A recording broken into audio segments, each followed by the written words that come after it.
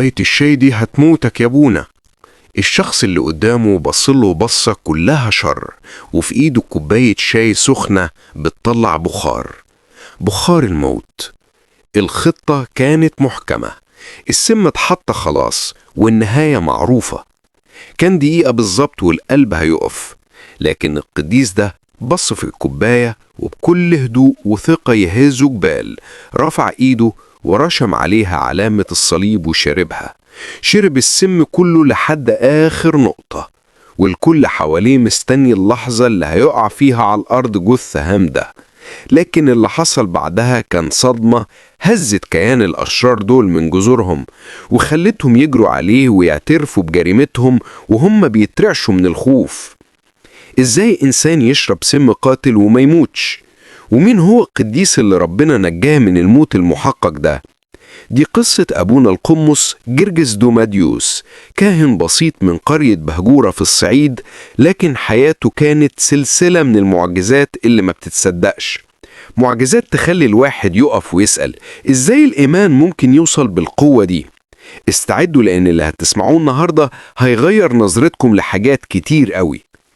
الحكاية بتبدأ في قرية بهجورة، مركز نجع حمادي بمحافظة قنا. هناك اتولد طفل جميل سنة 1919، أهله سموه صمويل. أبوه كان اسمه دوماديوس وأمه كان اسمها نباتة سوريال. كانوا ناس بسطاء عايشين في مخافة ربنا ومحبته. ربنا رزقهم بصموئيل واخواته جرجس وسجيرة وزوفا، وربهم كلهم على حب الكنيسة والصلاة. صموئيل من هو لسه عيل صغير كان قلبه متعلق بربنا. كان جده لوالدته المعلم سوريال هو معلم الكنيسة في القرية، فخدوا تحت جناحه وعلموا كل حاجة. علموا القراءة والكتابة بالعربي والقبطي، وحفظوا ألحان الكنيسة وطقوسها، لدرجة إن صموئيل الصغير ده كان سابق سنه بكتير. وفي يوم الطفل صموئيل مرض شديد قوي، سخن جدا، والدكاترة كلهم عجزوا عن علاجه وقالوا خلاص أيامه في الدنيا معدودة. أمه قلبها كان بيتقطع على ابنها، لكن إيمانها كان أقوى من أي يأس. رفعت قلبها وعنيها للسماء وصرخت للعذراء مريم من كل كيانها، اترجتها تشفي ابنها. وفي لحظة وبمعجزة سماوية العذراء استجابت لصلاتها، وصموئيل قام من مرضه كأن شيئا لم يكن. وبعدها بفترة شاف حلم غريب، شاف شيخ كبير في السن بيقوله: السلام لك يا صمويل، أنت مبارك في الرب، ربنا هيسندك ويعبدك، لأنك هتكون إناء مختار ليه، وهيكون ليك شأن كبير في كنيسته المقدسة. وفعلا الوعد ده بدأ يتحقق.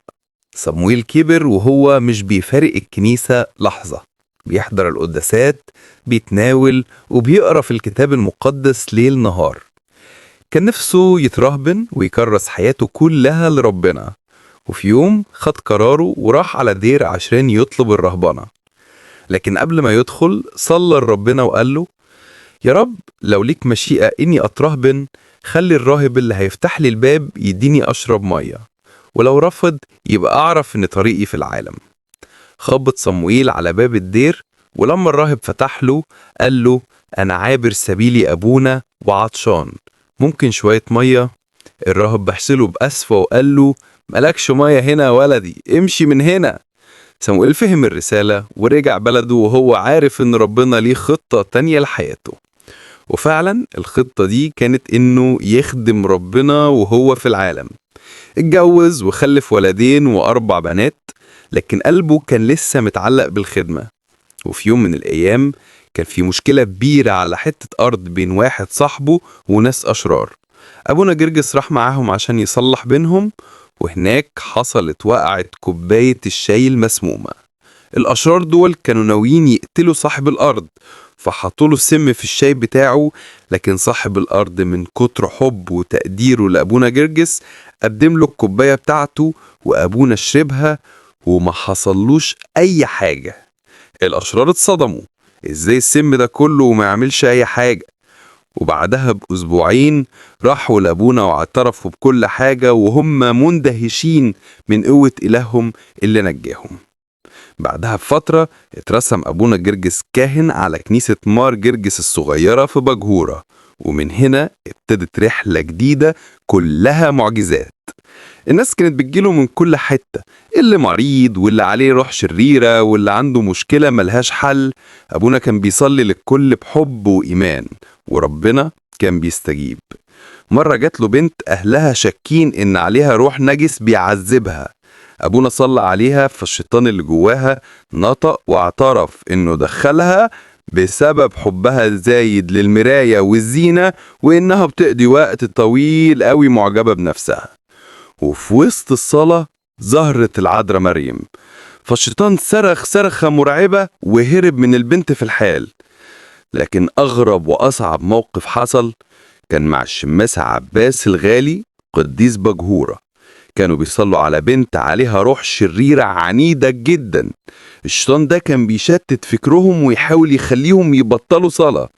فجأة الشيطان نط من البنت على الشماس عباس ولف الشال الصوف اللي كان على كتافه حوالين رقبته وبدأ يخنقه بمنتهى القوة.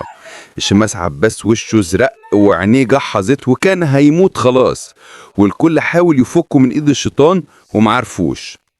في اللحظة دي أبونا جرجس اتقدم ورشم علامة الصليب على الشماس وهو بيصرخ في الشيطان بسلطان الكهنوت وبيأمره يخرج. في ثانية ايد الشيطان اتفكت وخرج من ضافر رجل البنت وهو بيصرخ صرخة هزت البيت كله. أبونا جرجس ما كانش بس بيخرج شياطين، ده كان ليه كمان موهبة النبوة. بعد نياحة البابا كيرلس السادس سأل واحد من الشباب: يا أبونا، مين البطريرك اللي جاي؟ أبونا رد عليه بكل ثقة: الأنبا شنودة أسقف التعليم. وفعلا بعدها فترة بقى الأنبا شنودة هو البابا شنودة الثالث بابا العرب. أبونا جرجس عاش حياة كلها زهد وبساطة. كان ممكن ما يلاقيش في بيتهم رغيف عيش، لكن عمره ما طلب حاجة من حد. مرة مراته قالت له الخميرة هتبوظ ومفيش دقيق في البيت، وهو كان قاعد مع ضيف.